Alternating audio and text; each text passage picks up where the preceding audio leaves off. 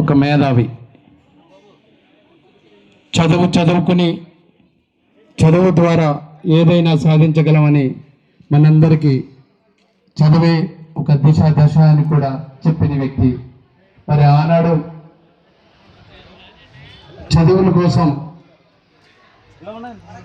మహాత్మా జ్యోతిరావు పూలే గారు అంబేద్కర్ గారికి పూలే గారికి 100 సంవత్సరాలు తేడా ఉంటుంది.